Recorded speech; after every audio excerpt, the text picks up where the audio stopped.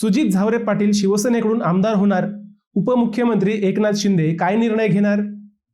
अहिल्यानगरच्या राजकीय वर्तुळात एकनाथ शिंदेंचं योग्य घरात आलात हे जुनं विधान पुन्हा चर्चेत आलंय आणि कारण आहे सुजित झावरे यांची विधान परिषद निवडणुकीच्या रेसमध्ये असण्याची चर्चा. मंडळी, अहिल्यानगर स्थानिक स्वराज्य संस्था मतदारसंघाच्या विधान परिषद निवडणुकीपूर्वी महायुतीत राजकीय हालचाली वेगाने सुरू झाल्या आहेत. पारनेरचे माजी जिल्हा परिषद उपाध्यक्ष सुजित झावरे यांचं नाव आता एकनाथ शिंदे यांच्या शिवसेनाकडून संभाव्य उमेदवार म्हणून चर्चेत आहे. काही महिन्यांपूर्वी झावरे यांनी राष्ट्रवादी काँग्रेस सोडून शिंदे गटात प्रवेश केला होता. त्यावेळी एकनाथ शिंदे यांनी योग्य वेळी घरात आलात असं सूचक विधान केलं होतं. आता त्याच विधानाची पुन्हा चर्चा रंगली आहे. अहिल्यानगरमध्ये पारंपरिकरित्या ही जागा राष्ट्रवादीकडे राहिली असली तरी भाजप, अजित पवार गट आणि शिवसेना शिंदे गटात यांच्यात मोठी रस्सीखेच सुरू आहे.